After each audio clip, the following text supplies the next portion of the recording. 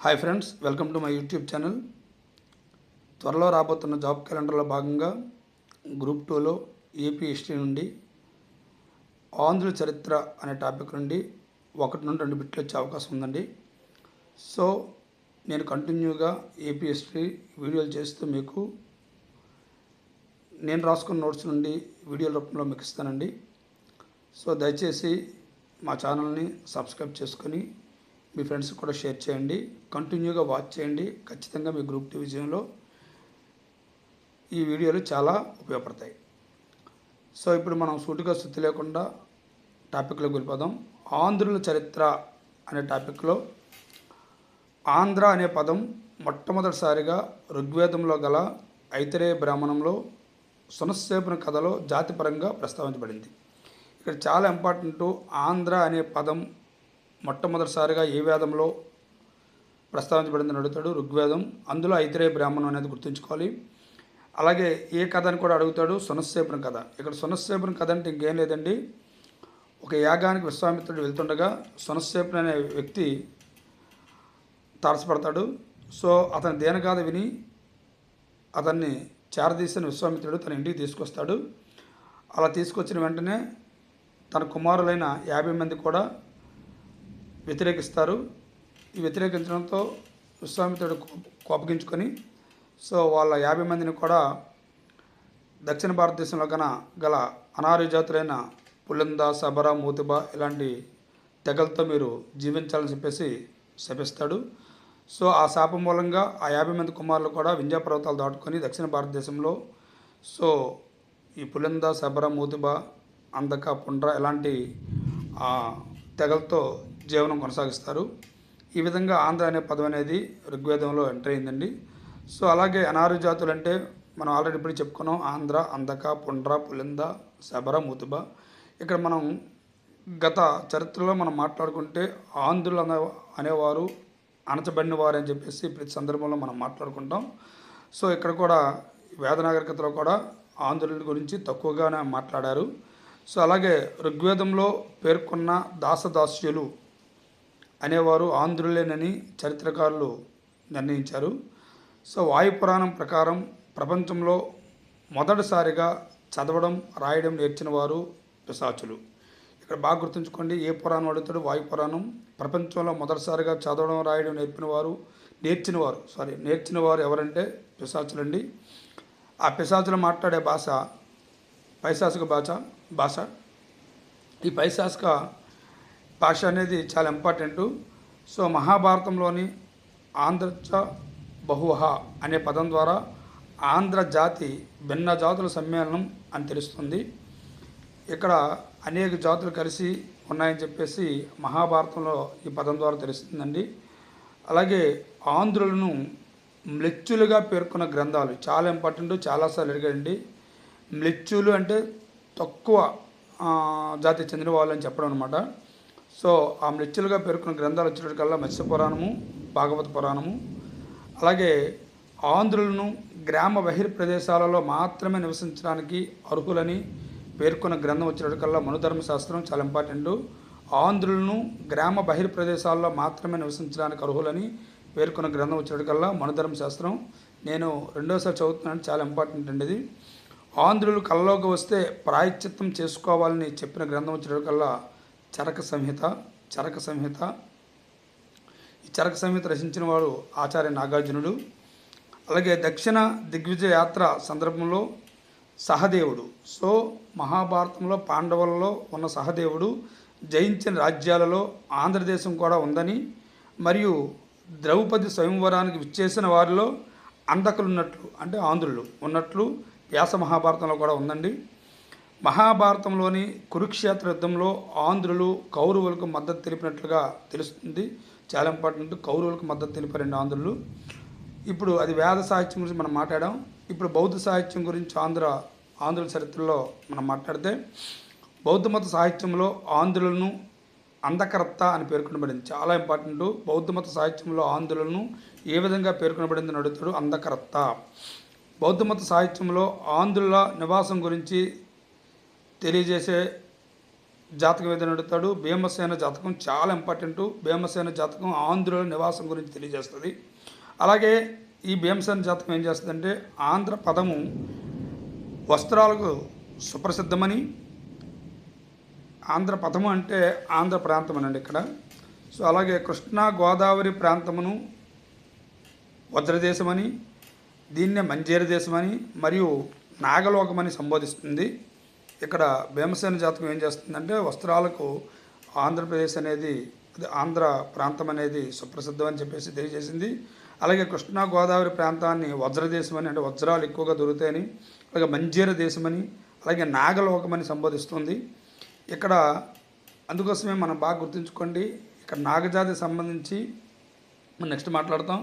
నాగశోకుడు లేదా నలుడు అనే ఒక వ్యక్తి ఏం చేస్తాడంటే అమరావతి దగ్గర బౌద్ధ స్తూపం నిర్మిస్తాడు. సో అలాగే ఇక్కడ శరివనజ జాతకం చాలా ఇంపార్టెంట్. శరివనజ జాతకం అనేది తేలివాహన నదిపైన ఆంధ్ర నగరి, అలాగే శరివనజ జాతకం తేలివాహన నదిపైన ఆంధ్ర నగరి అనే పట్టణం ఉన్నదని పేర్కొన్నది. ఆంధ్ర నగరి శరి బాగా గుర్తుంచుకోండి.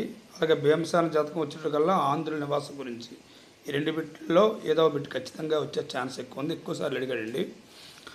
అలాగే నెక్స్ట్ చూస్తే ఇందాక చెప్పుకున్నాం నాగశోకుడు లేదా నిలుడు అనే ఒక నాగరాజు అమరావతి వద్ద బౌద్ధ స్తూపాన్ని నిర్మిస్తాడు. ఇక్కడ ఎవరి సహకారంతో అనేది కూడా మనం ఇక్కడ చెప్పుకుంటాం. ఇక్కడ మరి తేలివాహన నదిని కృష్ణానదిగా పేర్కొన్నవారు ఎవరిని అడుగుతాడు? పిసి రాయ్. బాగా గుర్తుంచుకోండి. ఇక్కడ ఇందాక మనం మాట్లాడుకున్నాం తేలివాహన నది అనేది మనకి డిస్కషన్ వచ్చిందండి. సో ఈ డిస్కషన్లో భాగంగా తేలివాహన నది అనేది మనకి ఇంపార్టెంట్. ఇక్కడ చూడండి, తేలివాహన నది పైన ఆంధ్ర నగరం ఉందని చెప్పి శరివన జాతకం చెప్పింది. కాబట్టి ఈ తేలివాహన నది గురించి కూడా మనం తెలుసుకోవాలి. ఇది ఏ నది అనేది మన చరిత్రకారులు ఒక్కొక్కరు ఒక విధంగా మాట్లాడారు. ఇది కృష్ణానదిగా పేర్కొన్నవారు పిసి రాయ్. అలా కాదు, తేలివాహన నది ఒడిశాలోని మహానది యొక్క ఉపనది అని చెప్పి పేర్కొన్నవారు కేపీ జైస్వాల్, పిసి రాయ్ ఇద్దరే గుర్తొస్తారు ఇక్కడ. సో కృష్ణానది అనేది పిసి రాయ్, అలాగే మహానది యొక్క ఉపనది అని చెప్పేసి కేపీ జైస్వాల్. అలాగే నెక్స్ట్ బిట్ చూస్తే ఆంధ్ర నగరి అనగా ధాన్య కటకం అని చెప్పేసి చరిత్రకారులు భావించారు. ధాన్య కటకం అనేది చరిత్రకారులు అనుకుంటున్నారు. అలాగే పిసి రాయ్ వాదనను ఇక్కడ మనకి పిసి రాయ్ కృష్ణానది అని చెప్పేసి మనకి ఈ తేలివాహన నదిని పేర్కొన్న పిసి రాయ్ వాదనను పల్లవ శివస్కందవర్మ యొక్క మైదివోలు శాసనం, ఇది ఇంపార్టెంట్ అండి. మైదివోలు శాసనం అనేది శివస్కందవర్మ పల్లవరాజు ఇతను వేయించిన మైదివోలు శాసనం బలపరుస్తుంది. అలాగే ఆంధ్రదేశం గురించిన మొదటి శాసన ప్రమాణం కూడా మైదివోలు శాసనమే. సో ఆంధ్రదేశం గురించి, ఆంధ్రదేశం ఒకటి ఉంది అని చెప్పేసి మైదివోలు శాసనంలోనే మనకి మొట్టమొదటి శాసనం, అది ఆ శాసనంలోనే మనకు తెలియజేస్తుంది. సో అలాగే ఆ మైదివోలు శాసనం వేయించింది ఎవరంటే శివస్కందవర్మ పల్లవరాజు, చాలా ఇంపార్టెంట్. అలాగే నెక్స్ట్ సుత్తనిపాతం అనే బౌద్ధమత గ్రంథం ప్రకారం, సుత్తనిపాతం ఇంపార్టెంట్ అండి. సుత్తనిపాతం అనే బౌద్ధమత గ్రంథం ప్రకారం బావరి అనే బ్రాహ్మణుడు తన శిష్యులైన కౌస్థినుడు సాబయలను బుద్ధుని వద్దకు పంపగా రాజగృహంలో వారు బౌద్ధ మతాన్ని స్వీకరించి బావర్ను కూడా బౌద్ధ మతంలోకి మార్చడం జరిగింది. ఇది బావర్ వృత్తాంతం కూడా మనం చెప్పుకుంటామండి. సో ఇక్కడ బావరి అనే బ్రాహ్మణుడు తన శిష్యులైన ఇద్దరిని పంపిస్తాడు. వాళ్ళిద్దరి పేర్లు కూడా చాలా ఇంపార్టెంట్, కౌస్థినుడు, సాబయలు. వీళ్ళిద్దరిని కూడా బుద్ధుని వద్ద పంపించి ఈ బౌద్ధ మతం గురించి తెలుసుకోమంటే వాళ్ళిద్దరూ కూడా వెళ్ళి బుద్ధుని యొక్క బోధనలు విని బౌద్ధ మతాన్ని స్వీకరించి అదే విషయాన్ని బావర్కి కూడా తెలియజేసి బావర్ని కూడా బౌద్ధ మతంలోకి మార్చడం జరుగుతుంది. అలాగే నెక్స్ట్ ఆంధ్రదేశంలో బౌద్ధ మతమును ప్రచారం చేసిన బుద్ధుని శిష్యుల కల్లా ఇక్కడ కౌండిన్య లేదా కొండన, ఇక్కడ బాగా గుర్తుంచుకోండి.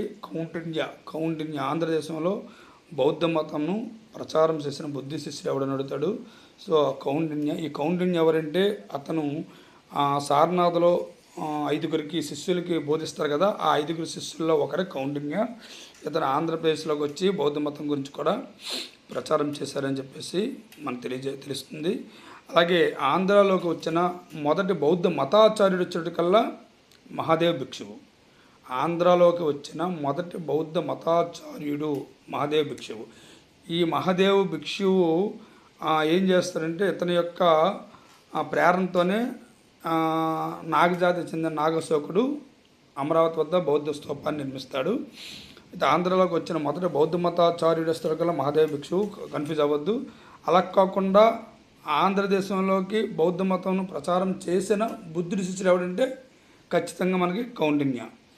అలాగే మహాదేవ భిక్షువు ఆంధ్రలోని నాగజాతి వారిని బౌద్ధులుగా మార్చి బౌద్ధ మతాన్ని ధర్మకోట నుండి శ్రీపర్వతం వరకు విస్తరించాడు.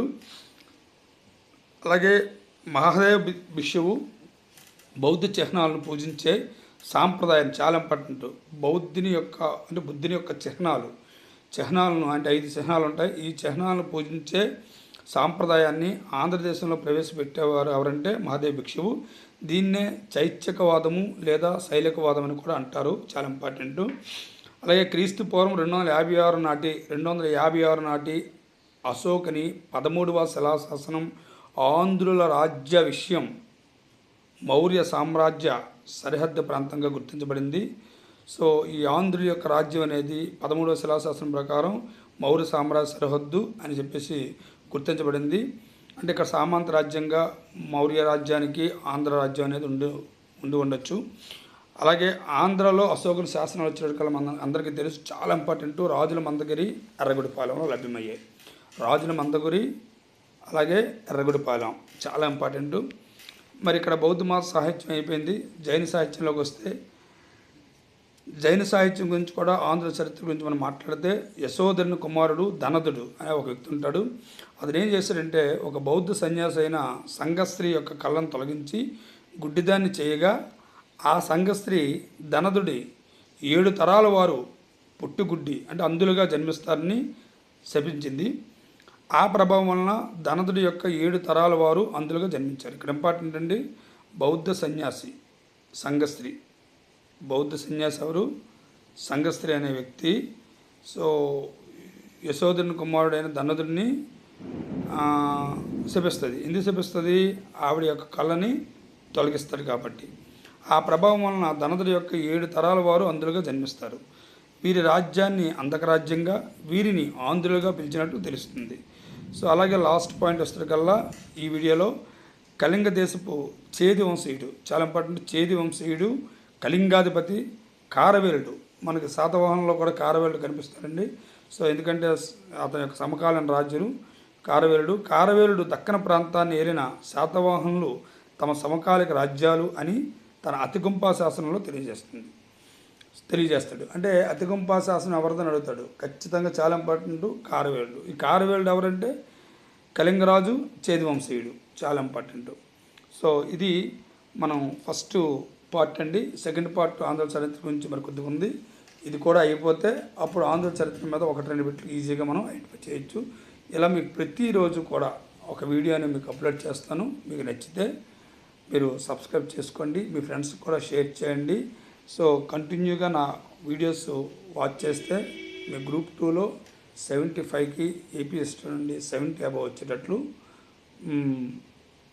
నేను మీకు ప్రయత్నం చేస్తాను. Thank you friends, thank you very much.